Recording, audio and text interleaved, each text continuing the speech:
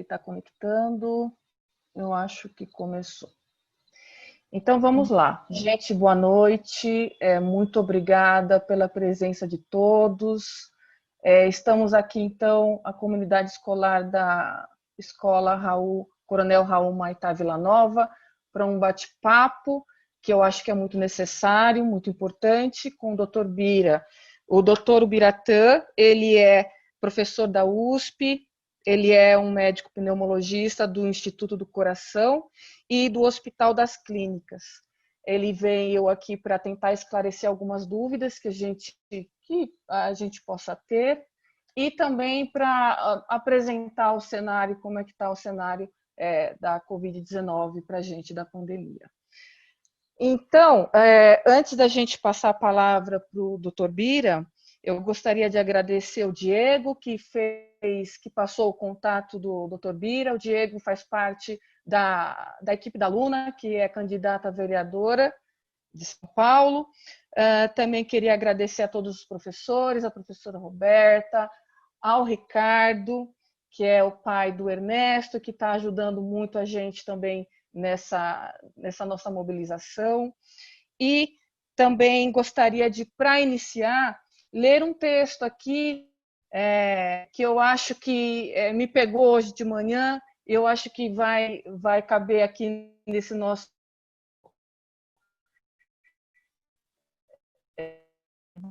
bate-papo, nessa nossa conversa. É um texto que traduz muito bem, chama-se Gratidão. Obrigada a quem respeita o isolamento social e se preocupa com a vida dos outros.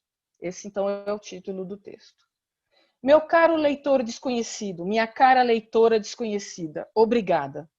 Muito obrigada. Obrigada a você que continua em casa. Obrigada a você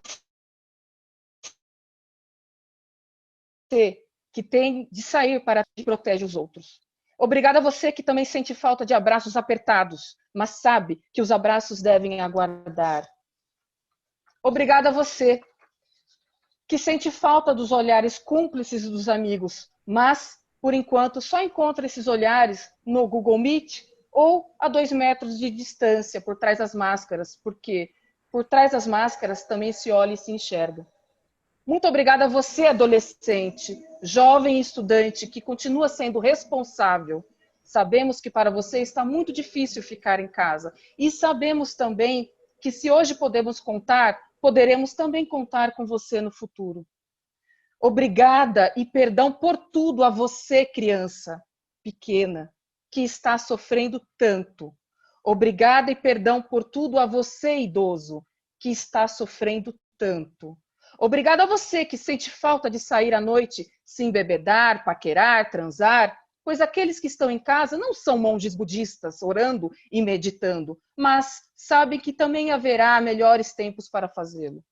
Porque você sabe que sexo seguro e cerveja segura também são sexo e cerveja sem coronavírus. Obrigada a você que se sente triste, que sente solidão. Eu também sinto. Muitos estão sozinhos. Sinta-se acompanhado por mim, por todos nós que conectemos nossas solidões para estarmos menos sós. Obrigada especialmente a você, mãe solo, que se sente sobrecarregada no limite, mas continua a cuidar de você e de seu filho. Você que não deveria se sentir assim se a gente vivesse em um país menos machista, menos patriarcal, menos hipócrita, que se preocupasse menos pelo aborto alheio e mais pelos filhos de todas nós. Obrigada a você que sente medo, desesperança, mas continua a se cuidar.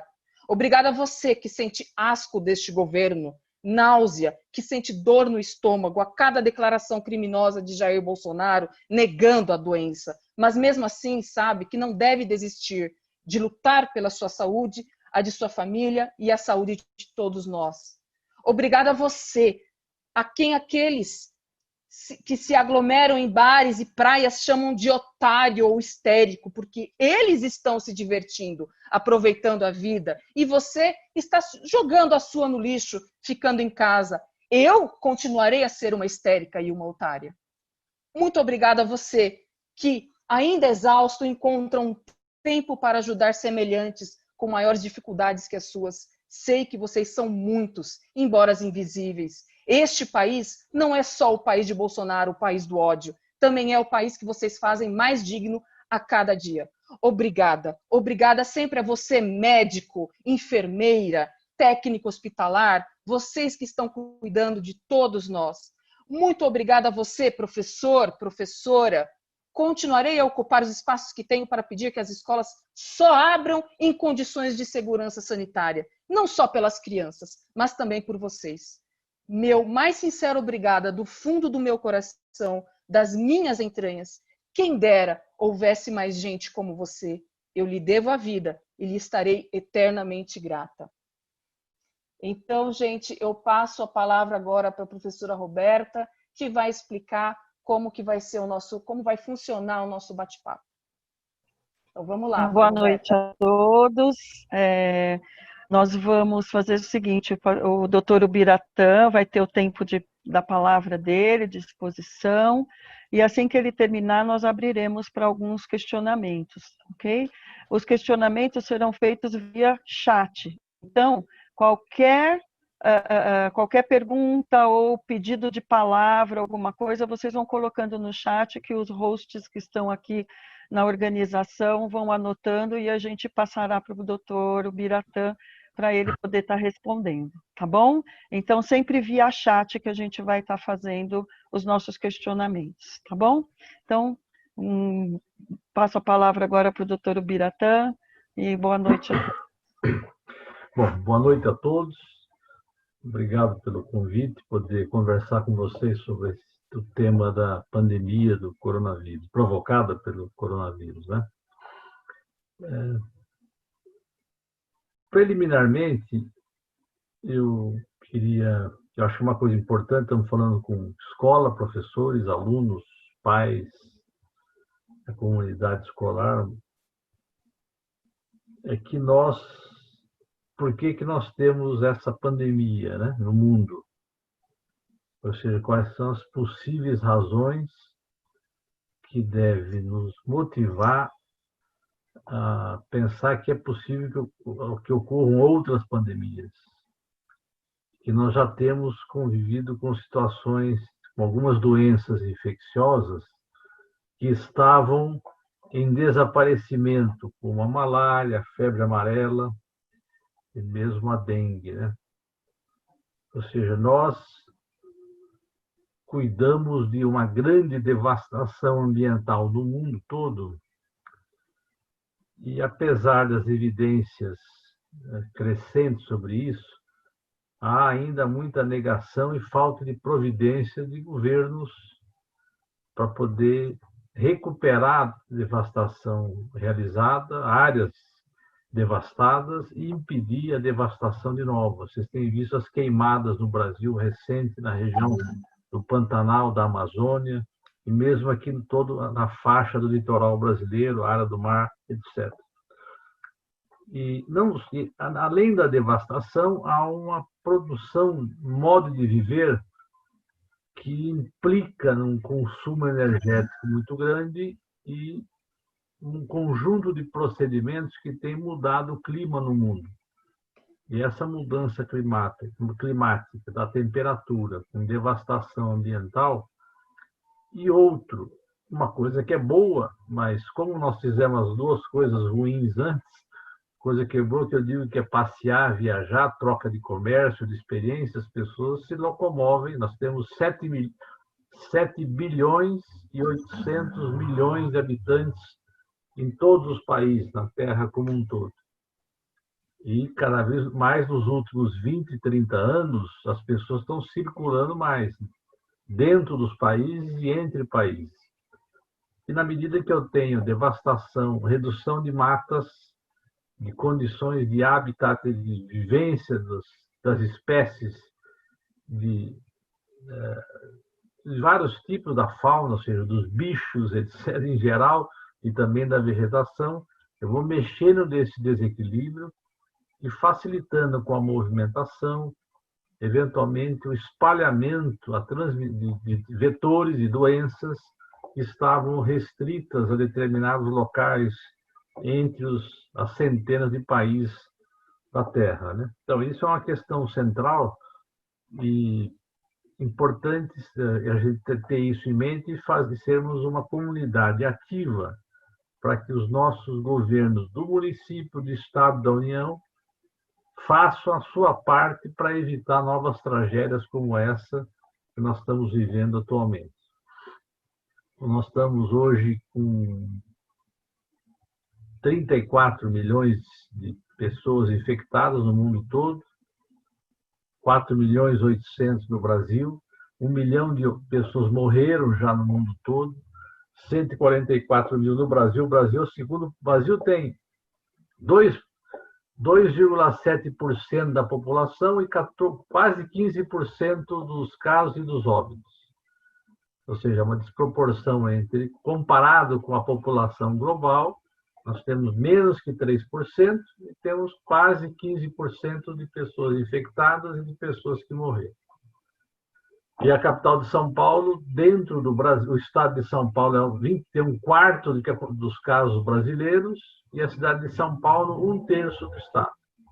Ou seja, o estado tem mais problemas que o resto de São Paulo e que o restante dos outros estados, mesmo considerando o tamanho da sua população, e a cidade, mesmo considerando o tamanho da sua população, mais casos do que outros locais. Uma coisa importante que eu queria salientar é que nós tivemos mais tempos para nos prepararmos e não o fizemos adequadamente. Essa pandemia foi diagnosticada o primeiro caso na China, no final de 2019, essa informação chegou à Organização Mundial da Saúde. Nós acompanhamos o que estava acontecendo em Wuhan, na China. Depois acompanhamos o que aconteceu especialmente na Itália, Espanha, França, nos países europeus, ainda em janeiro, fevereiro. Depois o que estava acontecendo nos Estados Unidos. Portanto, nós tínhamos todas as condições, se tivéssemos tido uma postura de liderança articuladora dos estados e dos municípios, das universidades brasileiras, de apoio ao Sistema Único de Saúde nacionalmente, que é um sistema capilar, para não termos 4 milhões e 800 mil pessoas infectadas, isso notificadas. Nós sabemos que tem, entre notificações e casos reais, provavelmente nós temos entre 5 e 10 vezes mais casos, mortes nem tanto mais, porque as mortes são bem menos subnotificadas, mas também mais mortes do que o mundo real. Mas nós teríamos evitado, nós estamos desde março nessa agonia por falta de medidas adequadas de isolamento físico e de uma articulação política na economia e no modo de viver do Brasil. Por exemplo, se eu tenho um governo sério a nível federal, eu me articulo com os estados, os 27 unidades da federação, e com 5.570, algo assim, municípios, não sei o número exato, mas é por aí, e transmite uma orientação única. Claro, cada município e estado tem a sua especificidade, mas é uma orientação única sobre a transmissão, sobre as medidas de higiene necessárias, as medidas de isolamento físico, sobre o que deve se fazer, o que é adequado, o que já se conhece a cada semana, ao mês. Os conhecimentos foram melhorando sobre a doença e eu tenho que ter autoridades que vão transmitindo isso em tempo real e ajudando a atualizar o povo, a comunidades organizadas, o povo inteiro, sobre o que está acontecendo, para poder... Nós podíamos já ter saído de isolamento de insegurança se nós tivéssemos adotado essas medidas. Adotamos meias medidas em alguns locais, com alguns governantes, especialmente o federal, fazendo um discurso que ajudava a desorganizar alguns governadores e prefeitos e também uma parte da população que fica em dúvida vendo o comportamento de governantes e do Ministério da Saúde, que está sob intervenção militar na mesa. Então, por exemplo, era uma situação visível que nós estávamos numa economia de guerra. Então, numa situação dessa, nós temos que mobilizar o nosso parque têxtil a fazer lençóis, fronhas, aventais, máscaras, a um preço justo. Eles demoraram para fazer, para converter a sua produção industrial, tivemos que importar luva, máscara da China, ver se pode um tipo de um produto que é corriqueiro, porque se nós tivéssemos um esforço nacional, em guerra as pessoas são isso, agora vai produzir avião, tanque, não sei o quê, cama, respirador, medicamentos, é isso que tem que ser. Eu tenho que mobilizar o setor privado e público para aquele esforço, e não deixar e controlar preços, que eles já vão ganhar dinheiro, porque vão vender mais, e mesmo assim aumentar os preços, chegar a cobrar 10, 15 reais por uma máscara, depende da situação, no começo.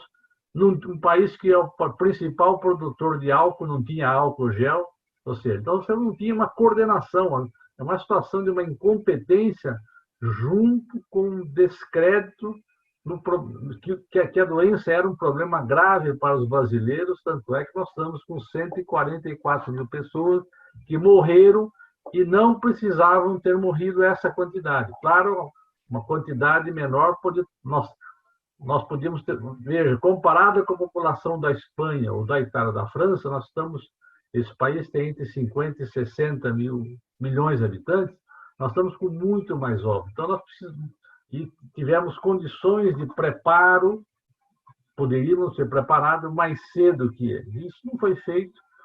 Então, isso é importante nós termos uma exigência, uma cobrança, para que isso não se repita, que continue tomando as medidas necessárias.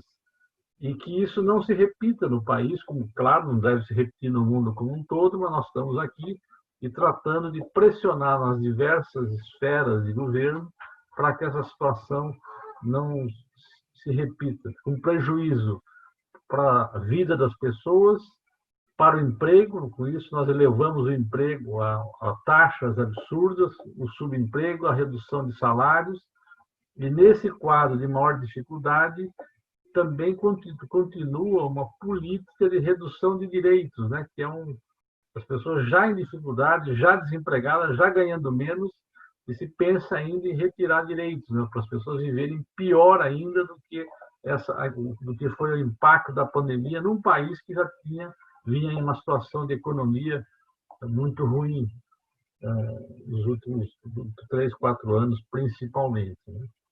Então, isso é uma questão central que eu acho que é importante, na minha opinião, queria conversar com vocês.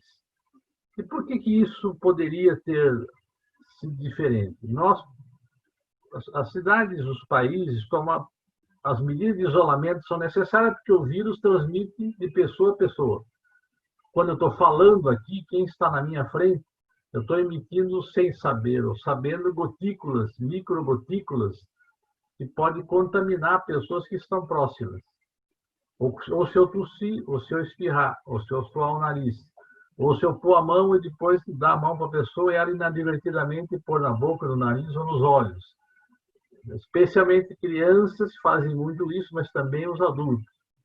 Então, há uma transmissão, no isolamento, reduzir as pessoas andando de transporte público, ir para o trabalho, trabalhar mais em casa, ficar mais em casa, ter essa condição, era o isolamento físico das pessoas com medidas de higiene para reduzir a transmissão da doença. Segundo, cada caso identificado, nós tínhamos que olhar no mesmo dia, na mesma semana, todos os contatos dele, testar todos os contatos dele e isolar as pessoas que tivessem o vírus. Com isso, a gente ia impedindo a transmissão de outros. Nós não fizemos isso. Demoramos a começar a testar. Até hoje há um problema de teste.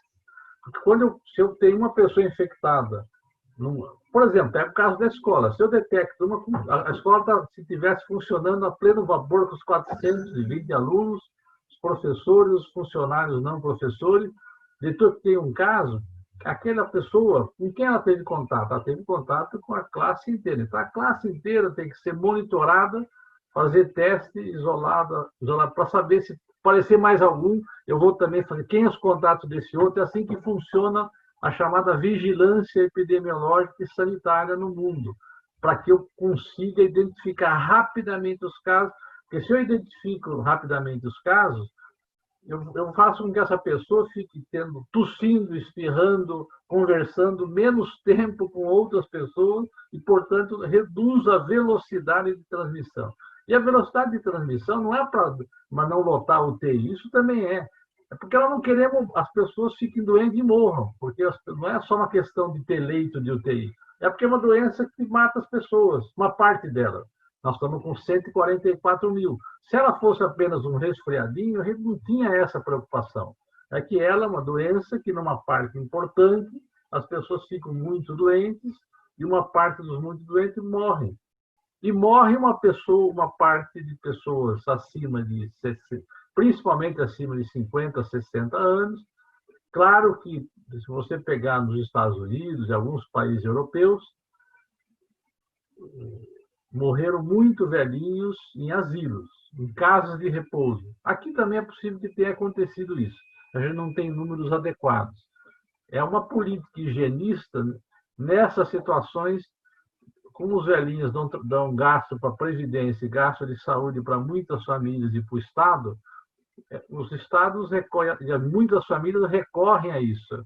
É uma situação vexaminosa num mundo que tem uma tecnologia e uma riqueza que nós todos conhecemos, só que ela está concentrada, essa riqueza, nós não podemos amparar as famílias para que tratem melhor. Família, que eu digo todas as famílias, para que consigam tratar bem os seus idosos, e os idosos que precisarem morar em locais por não terem mais família, eventualmente, serem muito, muito bem tratados para que tenham um fim de vida com o menor sofrimento possível. Então, essa é uma situação. A outra questão é o tratamento, ou seja, na medida que eu identifico o caso, como uma doença viral, até o momento não tem um tratamento adequado que cura a doença ou reduza, digamos, a transmissão da doença, do vírus para outras pessoas. Então, enquanto nós não tivermos uma vacina que está prometida, uma delas, essa vacina que está sendo feita pelo Butantan, pela China e com parceria aqui com o Instituto Butantan em São Paulo, tem, entre outras, são 150 vacinas ou mais sendo produzidas no mundo. Algumas delas poderão ficar prontas até dezembro e ser aplicadas a partir do ano que vem. Eu vejo entrevistas falando que pode ser aplicado mais cedo. É pouco provável que se consiga vacinar a população brasileira, mesmo a população alvo, idosos, profissionais de saúde, professores, antes do início do ano que vem. Se tudo der certo nos testes finais, que eles estão aplicando vacina na população para verificar se ela produz anticorpos, se vai ser necessária uma segunda dose ou uma terceira dose, ou seja, se ela de fato imuniza as pessoas, né? Parece que é uma vacina entre as que estão sendo produzidas, com segurança e com uma eficácia, mas uma coisa é quando você faz, a gente chama de eficácia quando eu estou fazendo um teste, que funciona muito bem. Aí, quando eu vou para o mundo real, que em vez de aplicar a vacina em 1.000 pessoas, eu aplico em 40 milhões, eu vou medir a efetividade, ou seja, o efeito real na população, eu vejo que ela não tem a eficácia que ela mostrou no teste de 1.000 pessoas. Isso às vezes acontece muito com medicamentos. Você lança o medicamento no mercado testado em 500 mil pessoas, 5 mil, aí quando você vai usar em milhões, a conversa é outra, porque a variação entre a população é muito maior, a variação genética entre nós é muito maior, e a efetividade, ou seja, aquilo que na vida real, não no chamado estudo de medicamentos, né? Então, isso, a expectativa é interessante, vamos aguardar até o final do ano para saber como é que é a eficácia no estudo, e depois nós vamos ver a partir de janeiro a efetividade quando for janeiro, fevereiro, enfim. Os governantes às vezes lançam isso muito de forma atualmente eleitoreira por conta das eleições, mas eu torço para que seja o mais cedo possível. Então, acho que todos nós torcemos para que, se a gente tivesse uma vacina e já pudesse ser aplicada agora em outubro, seria ótimo. Mas é pouco provável, né? Então, uma outra questão que chama a atenção é que não há, quando vocês leem os boletins publicados, O Brasil tem 4.800.000 casos, 3,5 milhões recuperados, não sei quantos de acompanhamento. Isso vai sair provavelmente o ano que vem, meio do ano que vem. Desses que eles chamam de recuperados, são pessoas que tiveram a doença e tiveram poucos sintomas, ou tiveram internado em enfermaria, em UTIs, e tiveram alta. Só que uma parte dessas pessoas morreram, ou estão muito debilitadas nas suas casas. Os que ficaram mais graves, principalmente os que ficaram com internação prolongada. Então, quando eles dizem recuperar, é a recuperação aguda, imediata daquela internação.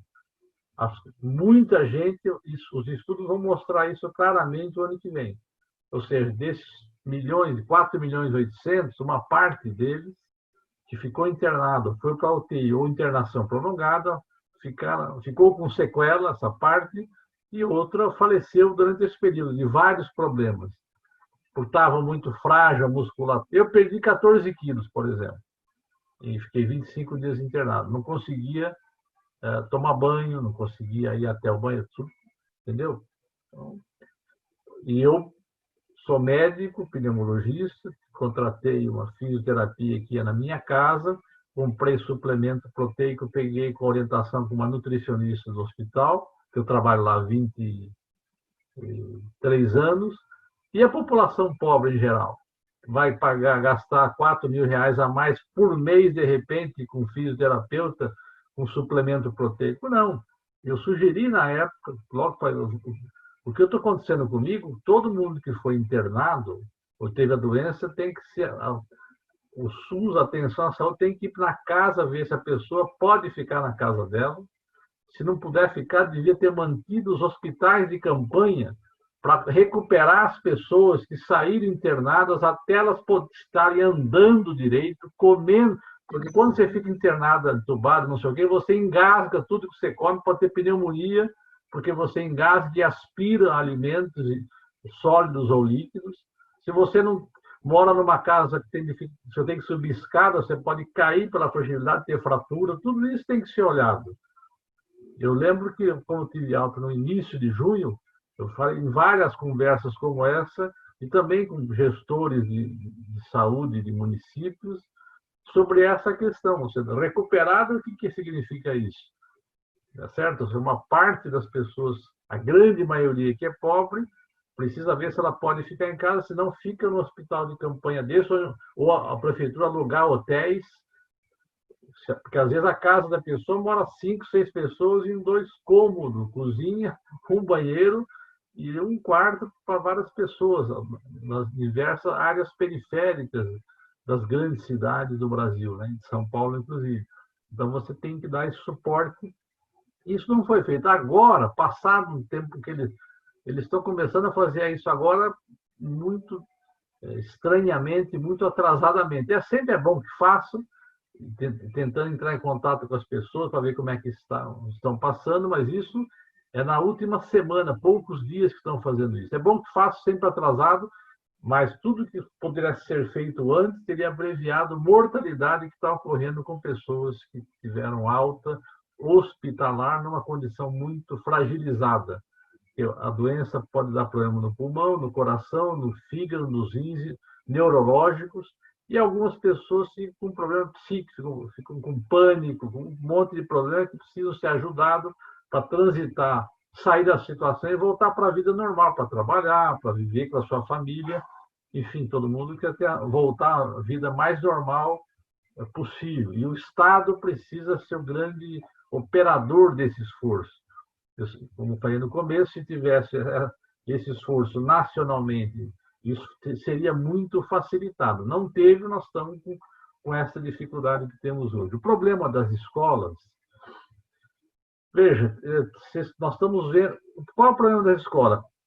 Se eu tivesse governos com uma política nacional que ajudasse a entender o problema, estudar o problema, articulado com os estados e municípios em cada escola, eu teria mais segurança de olhar a situação e falar, é possível, nessas condições, abrir ou não abrir. Não há confiança com esta política de saúde no Brasil, de que as crianças podem ter segurança, que não vão se infectar e não vão transmitir. Quero me aparecer. Oi? Pode continuar, já já nós abrimos as perguntas. Pode continuar. E não vão transmitir para os seus familiares mais velhos, irmãos, pais, tios, etc. Não vão transmitir durante o trajeto. Eventualmente, uma parte das crianças vão de ônibus, de perua, enfim, muitas vão a pé, mas tem uma parte que é transportada. Especialmente quando as pessoas são comunidades mais pobres, não são os pais que levam, elas vão junto com outras pessoas. Então,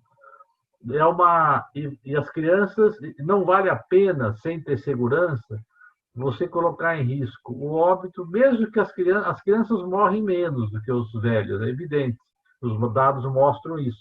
Não é que é evidente, os dados mostram isso, porque lembra a meningite, nos anos 70, as crianças morriam mais, inclusive porque o governo, na época, militar, escondeu a epidemia e teve muita morte por meningite no estado de São Paulo, no Brasil, mas no estado de São Paulo em particular, nos anos de 1970. E exatamente a contaminação principal, o espalhamento, foi nas escolas, por isso que pegou muita criança, e a meningite é um outro tipo de problema, né? Infelizmente, ela tem antibióticos que matam o meningococo, mas, de repente, o atraso no diagnóstico e no tratamento levou a mortalidade e sequelas neurológicas graves naquela época. Então, agora, o problema é você ter confiança. Qual a situação das escolas? Elas, na medida que se interrompeu as aulas, essas escolas já deviam, desde então, estarem sendo preparadas para meses depois, quando fosse possível, ter todas as condições sanitárias adequadas. Essas medidas foram tomadas ou não? Isso é vocês que sabem conversar e não eu, que não estou entrando nas escolas do município, do estado, para saber se tem o número de banheiros, se tem o número de funcionários adequados, ou seja, elas foram preparadas de março para cá, para quando a epidemia cessasse, nós voltássemos a trabalhar numa escola em segurança. Esse procedimento é que os secretários de educação, com os seus governos, e nacionalmente, deviam olhar para tornar seguro, porque não vale a pena. Se eu tenho uma escola de 420, só vai morrer 10 crianças. Você imagina o transtorno. Vocês têm uma escola de 420 alunos. Você imagina o transtorno. Só morrem 10 crianças. Virou uma coisa banal essa coisa. Como se não fosse importância. Porque ainda que morresse só um. Não é para ninguém pode morrer por estudar. Então, nós não queremos nenhuma criança morrendo. Pode ser que não morra nenhum, mas algumas delas vão para... Criança é mais difícil de você evitar o contato físico. É natural delas, é mais complicado. Elas vão para suas casas, algumas casas que alguém trabalha, volta para casa, contamina a criança, ela vai na escola, contamina outras crianças, essas outras vão para suas casas, contamina os adultos. Então, nós não temos um sistema de testagem, até agora, adequado para aquilo que eu falei. Identificou um caso, quem são todos os contatos desse, testa tudo, isola, apoio a isso na comunidade, na escola.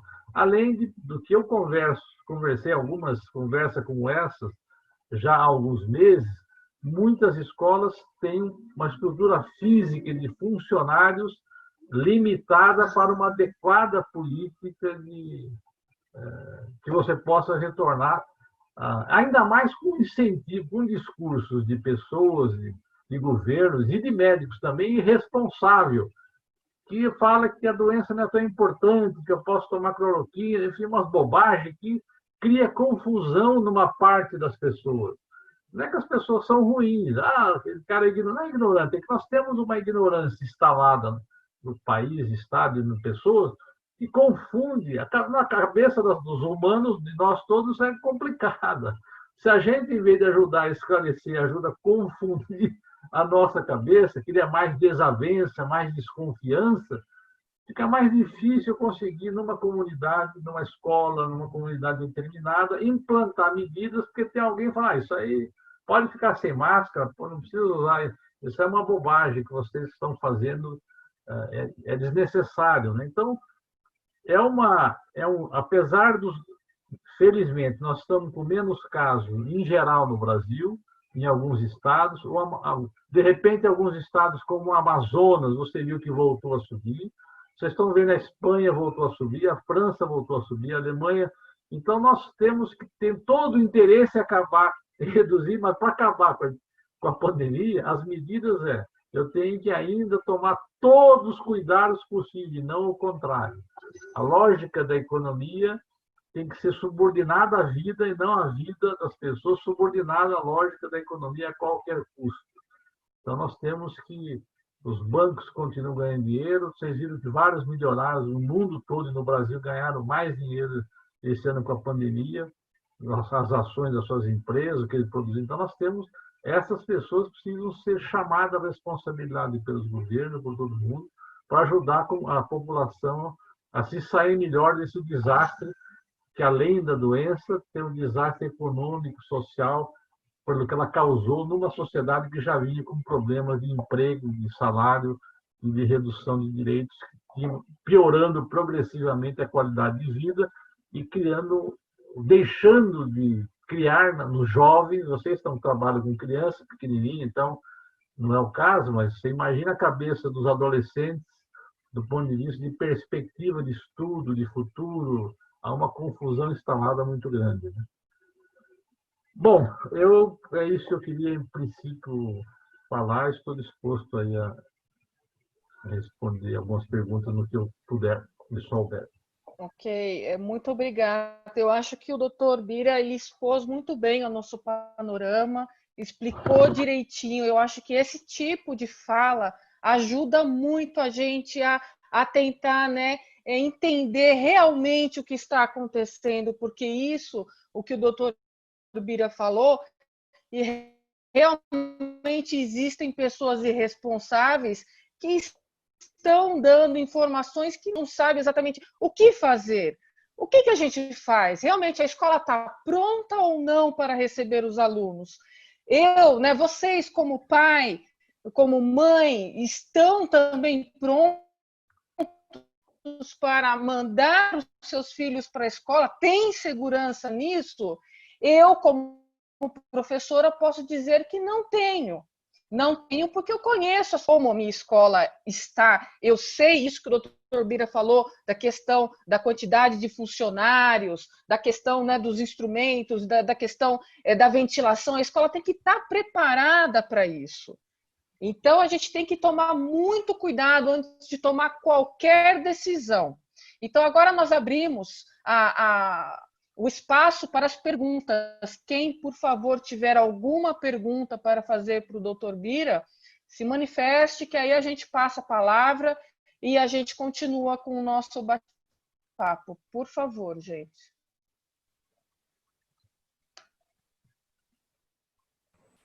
Alguém gostaria de perguntar alguma coisa? Se não for, também pai, professor.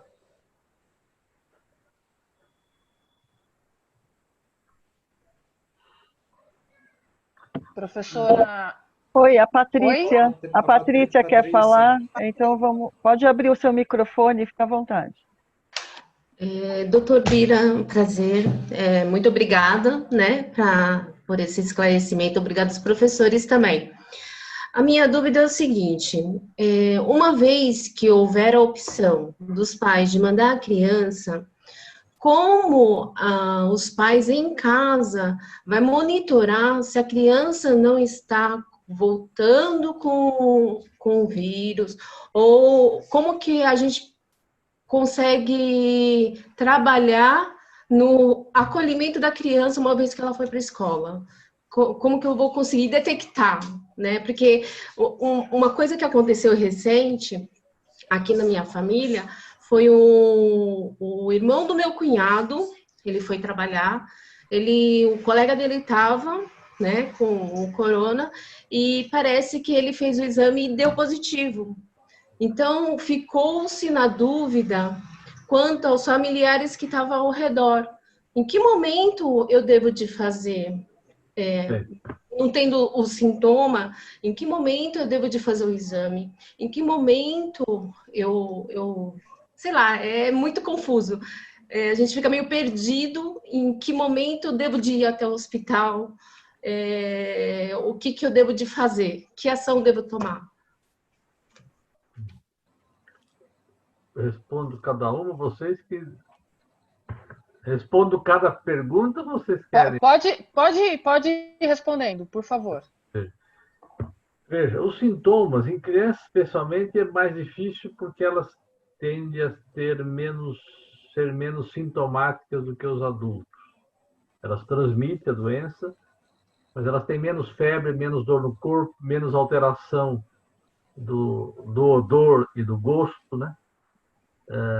Menos diarreia, e menos comprometimento pulmonar, cardiovascular, portanto, então, porque os principais sintomas do coronavírus, você pode ter um pouco de dor de garganta, febre, dores no corpo, pode ter diarreia, e é também um pouco comum você ter uma redução, uma alteração, ou às vezes perde completamente a sensação do cheiro, do odor e o gosto. Às vezes modifica, ou seja, o que é apimentado fica azedo, doce fica menos doce, amargo, ou às vezes perde isso por um período.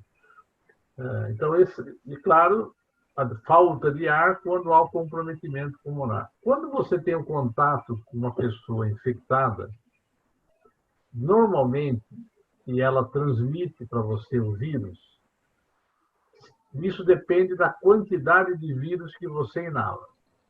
Por isso que é importante a ventilação nas residências e nas escolas. Se eu tenho bastante ar circulando, eu diminuo a concentração de partículas de vírus por metro cúbico de ar, digamos.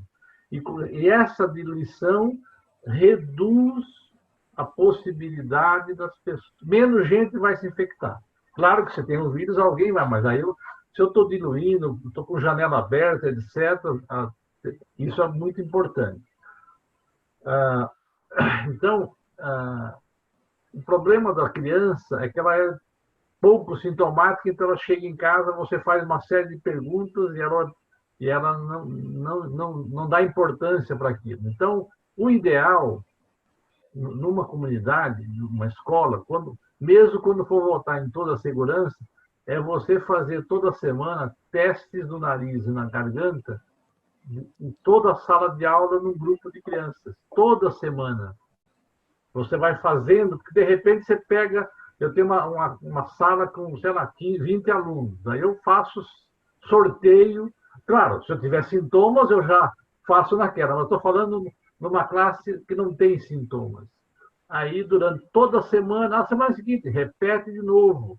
Porque nós queremos que a epidemia pare, não transmita o menor número possível de pessoas. Então, se eu faço uma amostragem aleatória, claro, quem tem sintomas, eu tenho que fazer o teste naquele de todo mundo, e se deu positivo, porque as pessoas, quando entram em contato, geralmente o vírus infecta uma pessoa, ela começa a ter sintomas ou começa a ser portadora do vírus, pode transmitir, geralmente, de 3 a 7 dias depois que ela teve contato com alguém que tinha o vírus.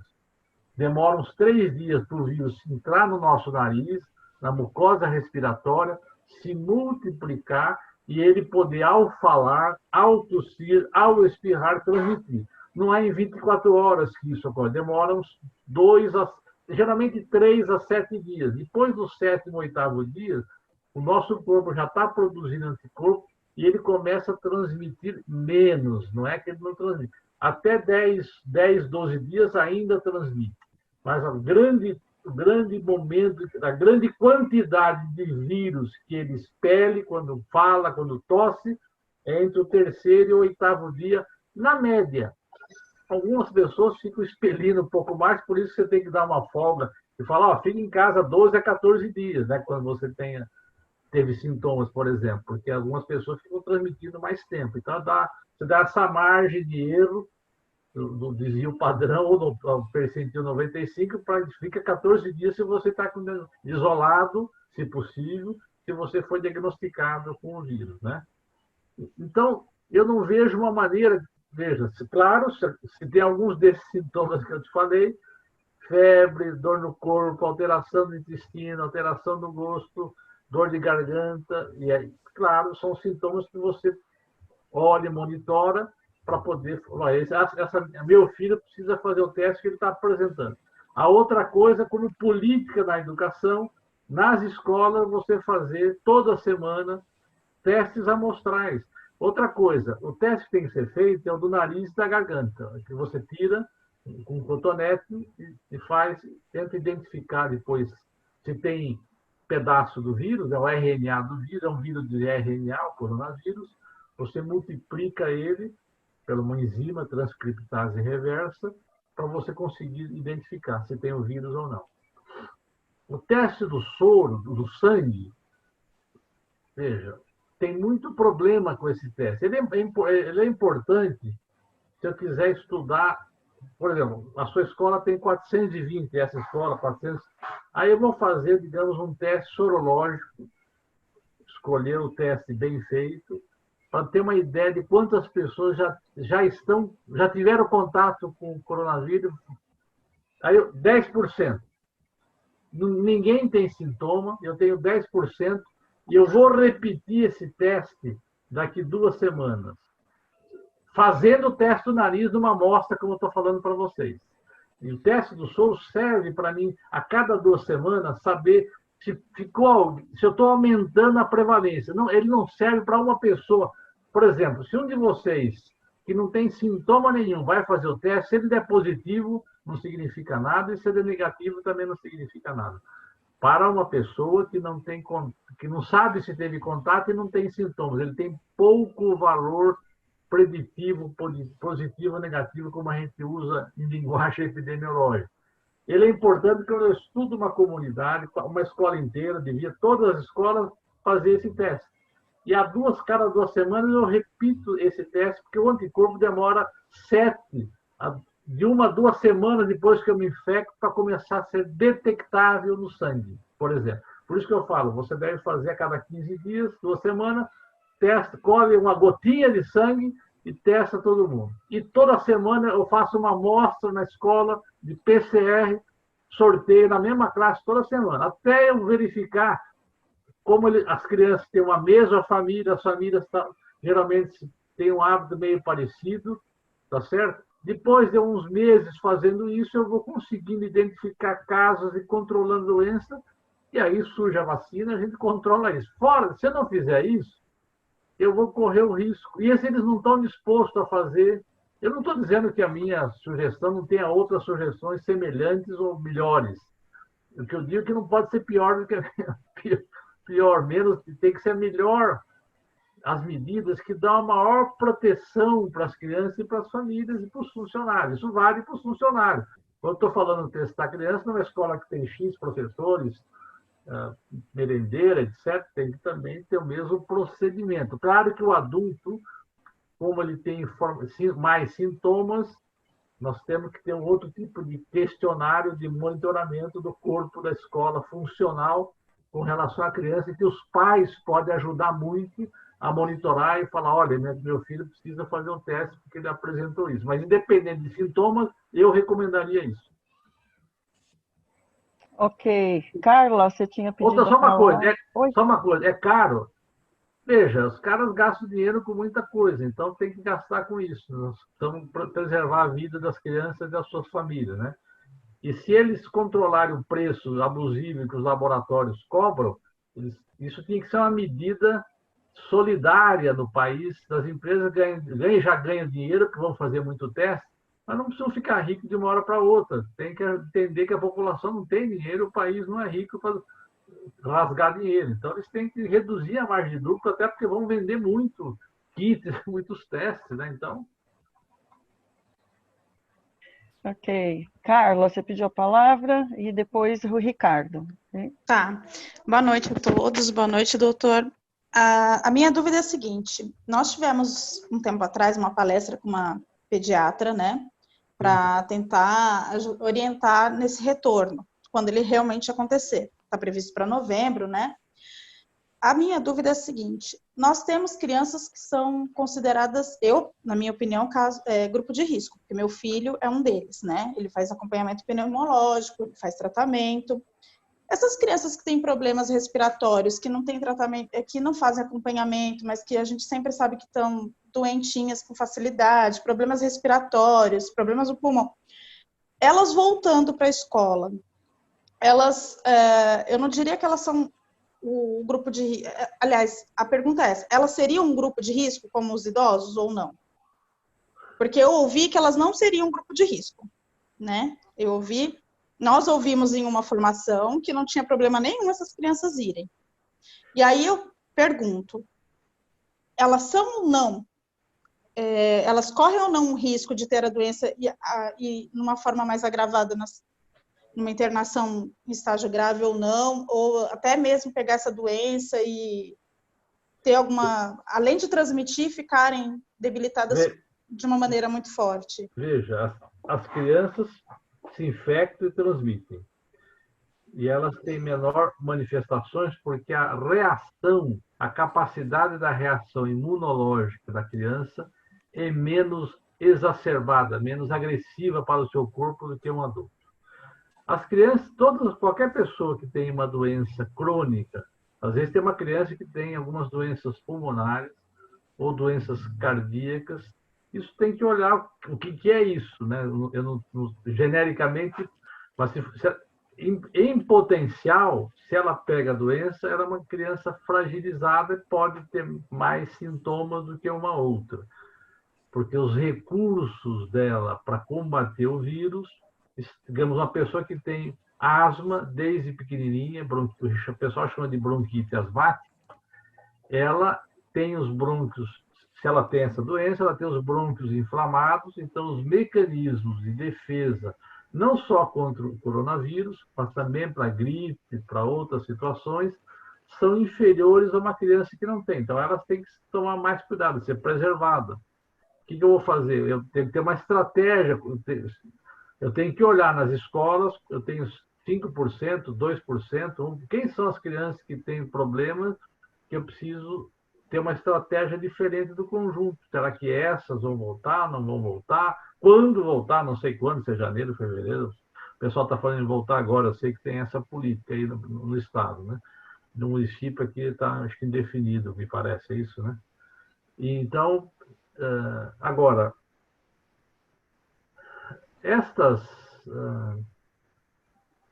uma coisa importante é que essas...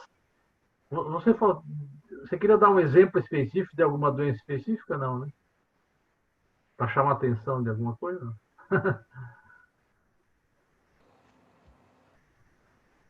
Não, eu estava com o áudio fechado e não consegui abrir.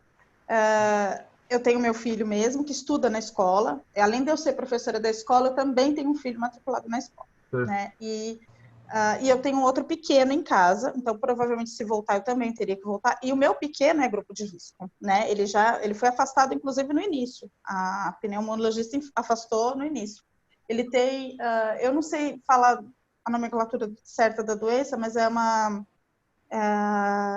ele tem um problema, ele nasceu com um problema no pulmão respiratório. Então ele sempre teve internações no primeiro ano de vida, foram várias internações e tal. E hoje eu tenho esse controle. Mas além dele, né, desse caso, dentro da minha casa, nós temos uma aluna no 5º ano. Né? Não vou citar nomes aqui, mas nós temos uma aluna que vira e mexe, desde o primeiro ano ela está internada, ela faz uso de bombinha, de uso contínuo. Então, essas pessoas têm que ter um monitoramento identificado e separado. Uma coisa importante nas escolas, isso vale para qualquer lugar, uma empresa. Você lembra que os frigoríficos todos tiveram um monte de problemas? Vocês devem ter visto no Santa Catarina, Rio Grande do Sul, Paraná, Mato Grosso, muitos trabalhadores de frigorífico infectados. Bom, primeiro que se eles estão infectados, estão infectando a carne que a gente come, né? Mas tudo bem. Ou seja, não com esse vírus, mas significa que os padrões de higiene na produção, na linha de alimentação, deve ter algum problema para ter aquela quantidade de pessoas, são milhares de trabalhadores em frigorífico. O vírus gosta de pouca umidade para se transmitir. Então, o ar seco é pior, facilita a transmissão, porque quando eu tuço, espirro, ele fica mais tempo no ar e cai menos do que se eu tiver uma umidade acima de 50%. Então, nas escolas, além de vento, eu preciso, nos dias secos, quando não tiver chuva, dia seco que eu digo é como está acontecendo agora. A umidade às vezes está 20%, 30%. Eu tenho que suplementar a umidade relativa do ar dentro desses ambientes para as pessoas, porque com isso, com ventilação e com mais umidade, eu reduzo a transmissão do vírus. Se eu tiver escolas ou uma empresa ou ambientes com ar-condicionado, o ar-condicionado reduz a umidade mais ainda. Você lembra que quando você põe um ar-condicionado numa janela de alguma casa, fica pingando uma aguinha lá. Ou a nossa geladeira, como é que ela resfria? Ela retira a umidade. Ela coloca uma coisa meio, um alimento na geladeira, ela resseca o alimento.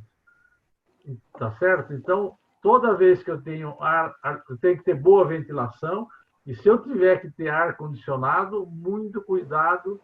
Eu tenho que recircular muito o ar e manter uma umidade relativa do ar artificialmente alta nos dias secos, como nós estamos vivendo uma parte, por exemplo, agora, até começar as chuvas, provavelmente mais frequente a partir de meio para o final de novembro, né? Porque o vírus fica mais tempo no ar, portanto, ele transmite mais. Então, são medidas de engenharia que o pessoal tem todas as condições dos governos de saber e tomar as medidas, todas elas, porque nós podemos voltar às aulas em janeiro, não sei quando for voltar, não sei a estratégia aí, e depois, será que eu não vou ter um rebote dessa doença em março do ano que vem novamente?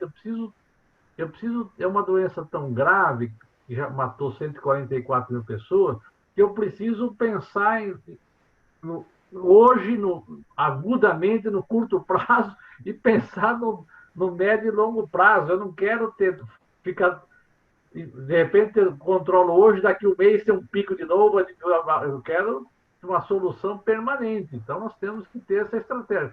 Eu sei que é um drama para vocês, professores, para os pais, os filhos não poderem estudar adequadamente, mas nós temos que buscar uma condição que dê melhor conforto de segurança para as famílias e para o corpo docente, para o corpo de funcionários não docentes das escolas, né? E medidas que vão ser... Aliás, medidas que são necessárias, eles deviam aproveitar, faz parte da recuperação econômica, e investir nas escolas para melhorar os seus ambientes físicos, né? Eu conheço, eu fiz o ano passado e retrasado, pesquisas em escolas na região de Rio Claro, Santa Gertrudes, porque Santa Gertrudes é um polo ceramista e lá é a cidade mais poluída do Brasil.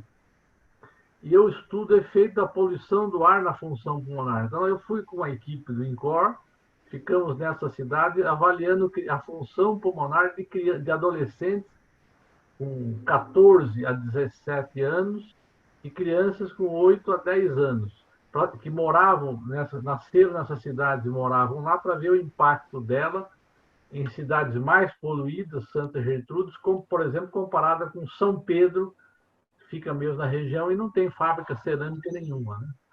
Então, eu via algumas dessas escolas, nitidamente as classes, os banheiros, o mobiliário, bastante deteriorado em várias situações, né? Então, era o momento de aproveitar, inclusive, do ponto de vista da ventilação, em particular, de todas as medidas de higiene na preparação dos alimentos e higiene de banheiros, momento de adequado, porque isso é uma maneira de uma parte da economia funcionar, né? Certo? Ricardo, passo a palavra para você. Roberto, na verdade, eu tinha me manifestado só uma fala do professor aí, mas eu não, mas tudo bem, eu vou aproveitar o microfone aberto para agradecer aí a oportunidade da conversa, né? Acho que, como foi dito na própria fala do professor aí, quando a gente tem um contexto em que prevalece a desinformação, né? E essa confusão gerada, eu acho que sobretudo pelas autoridades, pelas pessoas que deveriam ser responsáveis pela vida da coletividade do país, poder ter momentos de conversa, debate, discussão são extremamente importantes, né? Fico pensando que eu não sei o que me assusta mais, se é o Covid-19 ou se é o Bolsonaro 17, né? Eu tenho clareza que com a fala do professor, assim, me contempla muito. Eu acho que se tivéssemos um governo minimamente sério, não digo só do ponto de vista federal, mas em todas as instâncias, e uma articulação política mais adequada, eu acho que poderia ser minimizado, né?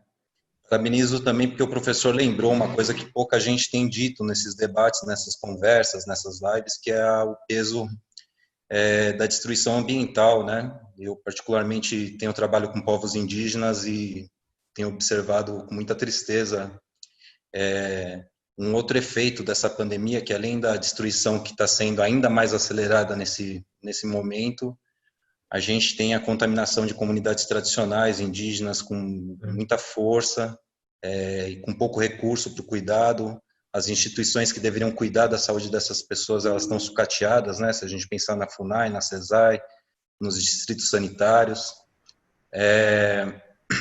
Então, aproveitar o microfone só para fazer esse comentário, agradecer mais uma vez, né? E acho que isso, a tua fala agora, principalmente quando responde as questões e fala do que seria adequado, por exemplo, para a Patrícia, né? Como identificar isso e como trabalhar com essa criança que está voltando da escola, ou quando responde a Carla, a professora Carla, sobre alunos que têm problemas respiratórios crônicos e que o que deveria ser feito, a gente observa a partir da sua resposta do que o que deveria ser feito, não há condições reais. Claro, as condições existem, né? Mas dependem de uma vontade política, e essas condições não existem nas escolas, né? Não existem essas condições de testagem.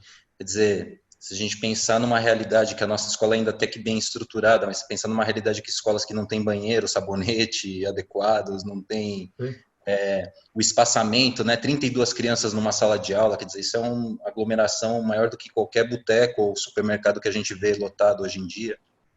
Então, isso deixa mais claro ainda que, nesse momento, não há a mínima condição de que haja volta, né? Eu não imagino, infelizmente, não imagino que as autoridades, que o poder público queira gastar dinheiro fazendo testagens semanais, enfim, né? Infelizmente, né? Isso. Tem que fazer, na minha opinião, né? Tem É, uma pergunta aqui. no chat. Eu vou dar uma lida para todo mundo. Então, é uma pergunta da dona Nívia. Então, assim, doutor Bira, obrigada pela disponibilidade e pela clareza de suas explicações. E ouvi dizer que os produtos que compramos, se ficarem no sol por algum tempo, podem ser usados, consumidos sem problema algum. Isso procede? Passo a palavra, doutor. Veja, o vírus, ele se multiplica, ele depende de algum outro animal que ele hospedeiro para ele se multiplicar. Agora, a permanência dele é muito variável. Em algumas superfícies ele dura dias. Então, eu não saberia dizer ficar no sol por quanto tempo. Se ele ficar vários dias, certamente. Agora, ficar 1 hora, meia hora no sol, não há segurança. Então, é preferível que as pessoas façam uma higiene nesses produtos. O principal meio de transmissão é a respiração, ou seja, pela via aérea. Claro que, como eu falei, se os produtos chegam na casa, quem recebe deve ser uma pessoa, preferencialmente uma única pessoa que recolheu aquelas compras, ela faça higiene, lave as suas mãos, usando máscara, e depois, do que deixar lá e cada um pega um pouquinho e vai usando. Então, é preferível, chegou lá, faça uma higiene, porque não há garantia, se você deixar na área da sua casa, tomando sol durante 2 horas, que não tenha vírus. Aí criança, qualquer pessoa, põe a mão na boca, no olho. Então, é preferível, porque é variado a duração que os vírus, nas superfícies metálicas, superfícies plásticas. Então, não há uma segurança. É claro que se ficar vários dias no sol, certamente vão ser inativados, até porque eles não têm maneira de se reproduzir e vão ser deteriorados também.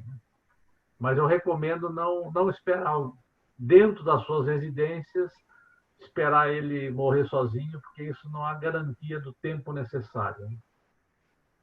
Ok.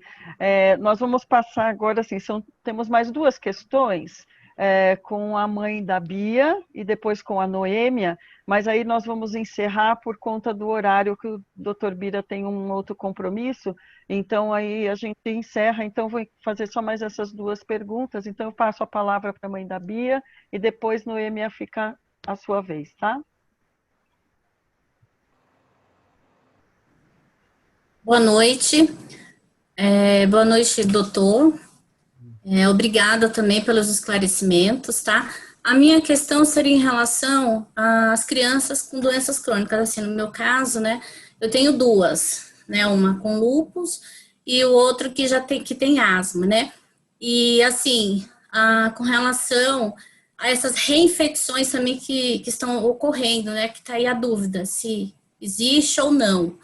Né? Então, seria mais essa questão mesmo, tá? Obrigada. Bom, sobre reinfecções, não há nenhuma informação. Veja, essa doença começou em dezembro. Nós temos ainda, falta muita informação consolidada e estudos melhor feitos para termos mais conhecimento. Então, a gente tem que ter um pouco de cautela, mais do que às vezes, mais do que necessário, porque a gente desconhece muita coisa ainda. Você vê, há quanto tempo nós sabemos que existe diabetes, pressão alta, são doenças que nossos pais, avós, não é isso? Essa doença tem menos de um ano e ela produz efeitos no nosso corpo inteiro, no sistema nervoso, fígado, rim, pulmão, coração, etc. Então, nós temos pouca informação do quanto das sequelas que elas vão deixar nas pessoas que tiveram a doença. Então, o que se sabe até o momento é que não há informação segura de que uma pessoa que teve Covid se reinfectou. Normalmente, o que acontece é que a pessoa fez um teste rápido, um teste de anticorpo, lá meses antes, e aí, mês depois, é feito diagnóstico de Covid com o teste do PCR com todos os sintomas. Isso, geralmente, é erro de diagnóstico da primeira vez ou da segunda vez.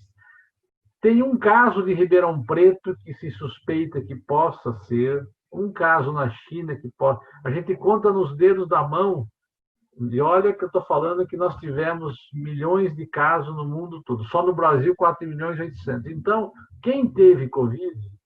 em geral, está imunizado e a gente não precisa ter receio e ficar muito em pânico. É claro que eu, por exemplo, tive Covid, mas eu, quando saio, visto máscara, primeiro que eu sou médico, tenho que dar exemplo mesmo, sabendo que eu estou imunizado, não vou transmitir para as pessoas e não vou me contaminar. Então, as pessoas devem manter todos os cuidados, porque isso, para os seus familiares e filhos, se ela baixa a guarda, dá um exemplo ruim. Não é? Mas do que se sabe, os imunologistas, especialistas, que não é o meu caso, nessa área de imunologia, acreditam, até o momento, não há nenhuma consistência de que a pessoa infectada seja... Todos os casos que eu conto nos dedos de uma mão que teve no mundo, as pessoas tiveram quadros leves, mesmo os casos suspeitos, ainda não bem confirmados, os quadros todos foram muito leves, são menos que 10 casos notificados, que tem alguma dúvida que poderia ser reinfecção entre quase 25 milhões de pessoas infectadas no mundo. Né? Então, eu não me preocuparia muito com isso, embora, como eu disse, é uma doença nova, existe em dezembro, a gente precisa olhar o que acontece e tentar informar as autoridades de saúde, o médico, a enfermeira, a equipe, tudo que vocês acharem esquisito. Porque a gente não pode acreditar que isso é assim mais ou menos, assim até hoje, dia 25 dia 1º de outubro. É possível que surja um estudo daqui 2 semanas, baseado em informações que a população refere, que a gente chega a uma outra conclusão. Então, a gente não pode ficar embarcando em qualquer coisa, mas também deve procurar informar o que a gente acha que a gente acha esquisito acontecendo numa comunidade, numa escola ou numa comunidade onde a pessoa mora, porque pode surgir novas informações que nos ajudem a entender melhor a doença. E a outra coisa que doenças crônicas eu comentei, né? As pessoas que têm doença, existe uma discussão, parece que pessoas que têm doença, tomam medicamento para imunossupressão, não têm quadros graves da doença, porque elas não têm uma reação inflamatória exacerbada. Aí você fala, então eu vou dar imunossupressor para todo mundo. Não, porque tem um monte de efeito colateral imunossupressor, e isso é aquelas pessoas que, além de tomar medicamento, elas têm outras condições que parece que elas não pioram tanto. Ou seja, o fator lúpus que você perguntou, eventualmente pode não ser um problema. O impacto de uma pessoa que tem lúpus pode ser menor do que uma pessoa idosa. A idade parece ter mais problema, a obesidade tem mais problemas, o diabetes tem mais problema, a hipertensão tem mais problema.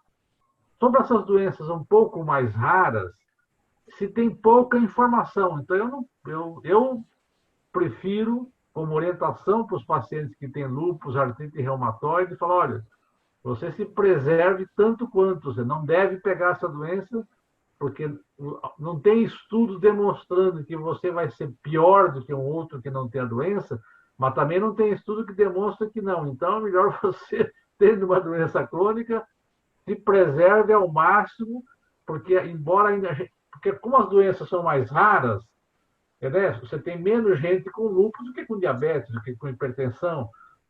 Então, você tem os estudos, quando você tem doenças mais raras, você precisa de observar mais pessoas para saber se isso é real ou não, se elas vão ficar mais graves ou menos graves.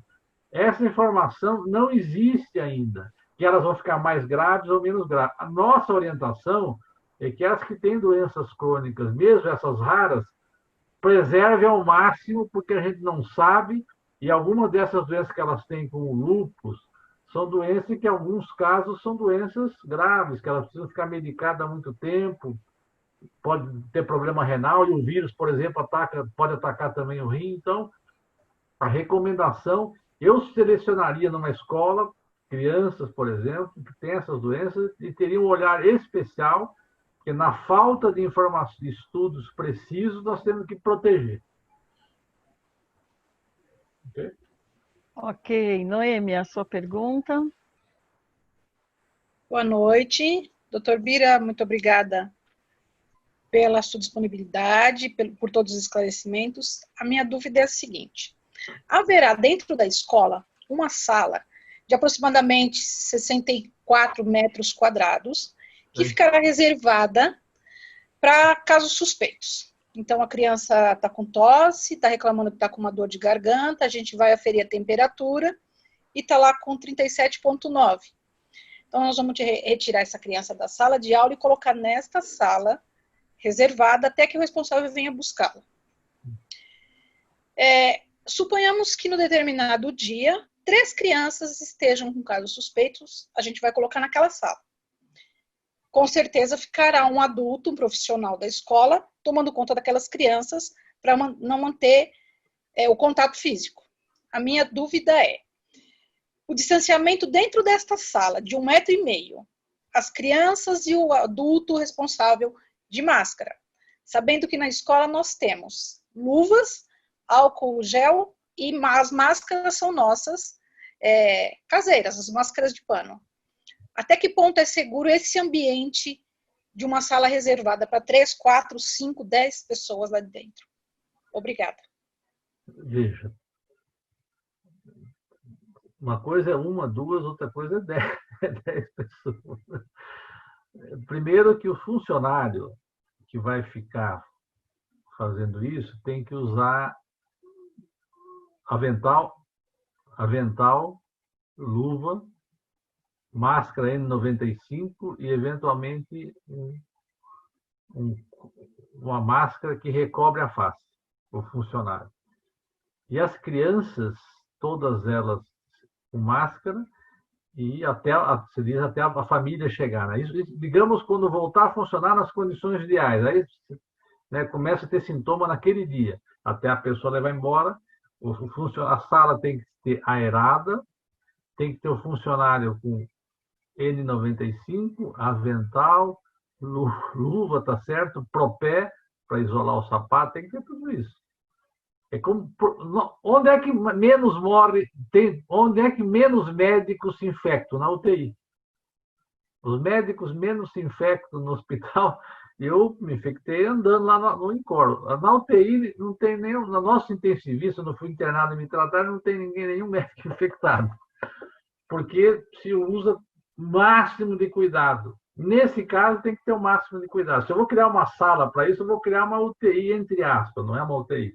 Mas eu tenho que ter lá, dentro dela, limpeza, o funcionário, a carteira dos alunos, tem que ter, é uma área de muita higiene. Então, não pode ser mais ou menos, tem muita. Quando voltar, não sei quando, janeiro, fevereiro, aí vocês que vão decidir, né? É uma situação que criar essa sala tem que ter essa condição para os funcionários todos que vão ficar na sala olhando se as crianças não estão se... O que está acontecendo? Porque a criança fica sozinha dentro de uma sala, ela pode, eventualmente, dependendo da faixa etária, se desesperar, entrar em crise, enfim, algum problema pode acontecer. Você tem que estar lá para amparar, não é para vigiar no sentido... É para realmente amparar as necessidades. Ela pode querer ir no banheiro, pode, enfim, tem um monte de problema. E ter esse funcionário é essencial, ele tem que ter essa condição toda. O que, de fato, não é fácil, eles têm que se preparar para isso. Né? Enfim. Sim. Bom, gente, eu acho que... Oi, Lu. É que realmente a nossa escola não tem essa realidade, infelizmente, nenhuma escola, acho que dentro da cidade de São Paulo tem essa condição de fazer esse tipo de atendimento para as nossas crianças, e ter esse cuidado, né, com as vidas dos nossos alunos e dos seus familiares. Infelizmente, isso não é uma realidade possível para nós, né? Não temos essa condição. Mas a gente só tem a agradecer pelos seus esclarecimentos, doutor Bira. Realmente, muito obrigada, porque esse movimento que a gente está fazendo são alguns professores, juntamente com o Ricardo, né, que é o pai aqui junto com a gente, de uma rede solidária que a gente está tentando realmente trazer as informações para a nossa comunidade, tentando ajudar a nossa comunidade a entender tudo isso que nós estamos vivendo nesse momento. E, então, assim, a gente só tem a agradecer pelo senhor ter colaborado com a gente nesse movimento, né? Muito, muito importante a sua fala para nós. Eu acredito que para muitos pais realmente foi esclarecedor, muitas coisas que a gente sabe que tem muitos pais que ainda estão em dúvida, mando o meu filho, não mando o meu filho. Então, assim, eu acho que foi bem esclarecedor tudo que o senhor colocou aqui para nós. E a gente só pode agradecer, realmente, agradecer pela parceria, né, pela sua disponibilidade. E vou passar a palavra para a Lúcia aí para a gente fazer o nosso encerramento. Muito obrigada. Eu também acho, Rô, que com tudo isso que o doutor Bira colocou para a gente, então, agora, nós deveríamos reivindicar tudo isso que o doutor Bira colocou. Então, precisamos de locais arejados? Vamos lá na escola pedir. Temos o quê na nossa escola? Janelas que não abrem, que não fecham? Vamos pedir para mudar, vamos para trocar essas janelas. Vamos pedir para que essas modificações sejam realmente feitas. A gente teve aqui essa conversa com o doutor Bira, foi muito bom, foi muito esclarecedor. E é óbvio que agora nós não podemos só... Que bom, doutor Bira, muito obrigada. Nada. Não, a gente tem que ir atrás. E é o papel da comunidade fazer isso. Com essas informações, nós temos que ir atrás de reunião de conselho, por favor, queremos falar, queremos ser ouvidos, porque são as nossas vidas e a vida de muita gente que está em risco. Então, eu acho que esse é um passo muito importante que a gente deu. Sem o doutor Bira, a gente não conseguiria ter dado esse passo.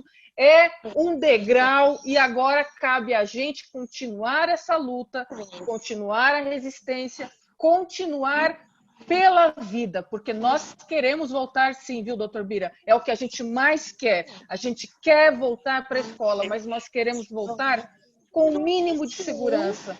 Né? A gente não está pedindo muito, não. A gente só quer voltar para uma escola onde as janelas abram, onde a gente tenha limpeza, onde a gente tenhamos água diariamente. Água, porque às vezes até água falta. Sabonete, então, a gente também não tem muito, né? Mas tudo bem.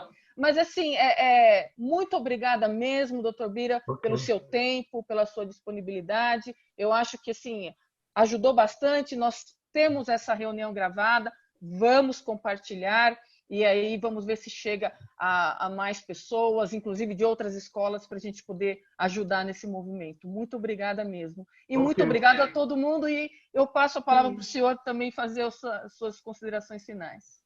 Não, agradeço aí o convite, acho que é bom para mim também, porque aí vou ouvindo questionamentos e opiniões de vocês, a gente fica só no nosso meio, né? Então a gente acaba aprendendo e também nos estimula a necessidade de buscar informações e conhecimentos novos, né?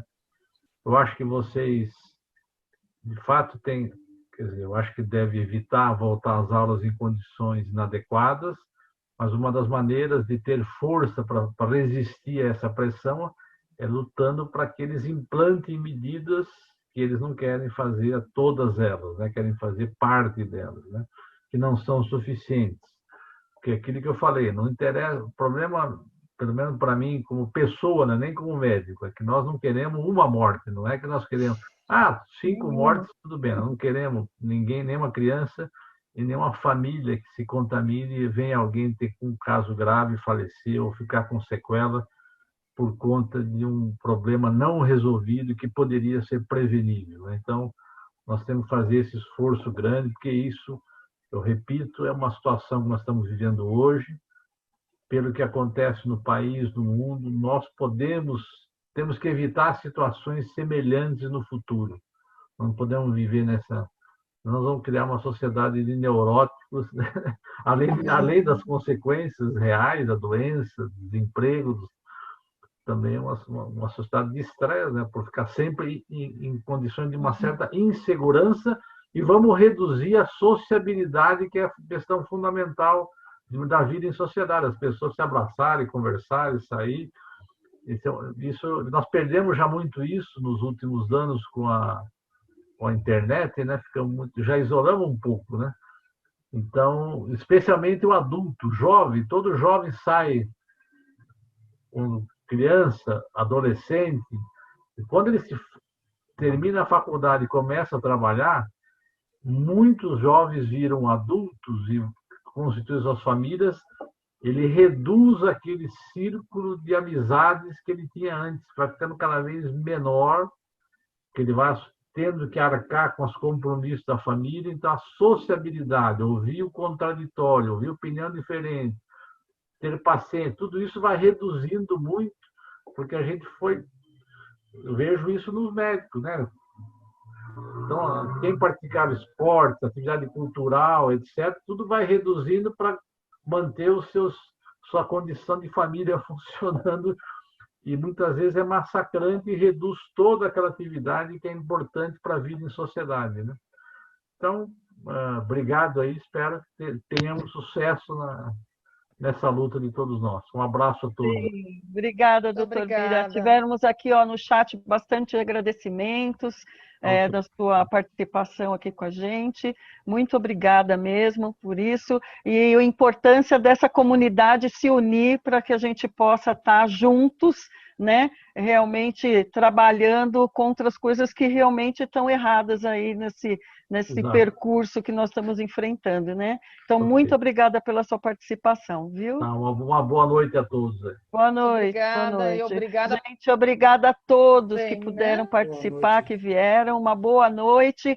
E vamos pensar com as sugestões que tivemos aí de novos temas, de novas coisas. A gente vai estar assim, pensando em novos encontros, pensando em outros temas como questões psicológicas, que a gente sabe que nós temos ainda muitos alunos com depressão, com problemas sérios emocionais, e a gente vai estar pensando nisso e fortalecendo essa nossa rede solidária, tá bom? Obrigado. Um abraço a todos e boa noite. Boa noite, gente. Obrigadão mesmo. Foi muito bom conversar com todo mundo. E quem não conversou também, que escutou, muito boa a participação de vocês. Adorei. E estamos à disposição para qualquer coisa, contem com a gente, tá? A gente está aqui para vocês e por vocês. Estamos aqui para o que der e vier. Ricardo também, ajudando muito. Obrigada mesmo, uma colaboração. super força também. Sim. Então, eu acho que valeu, estamos no gente. caminho. Tchau, gente. Tchau, até boa mais. noite, gente. Boa noite. Vamos ver Tchau, se a gente consegue marcar outros. Tchau. Vamos ver. Tchau.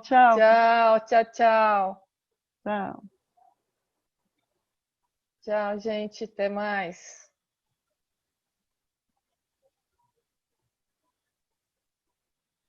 Tchau, gente. Tchau.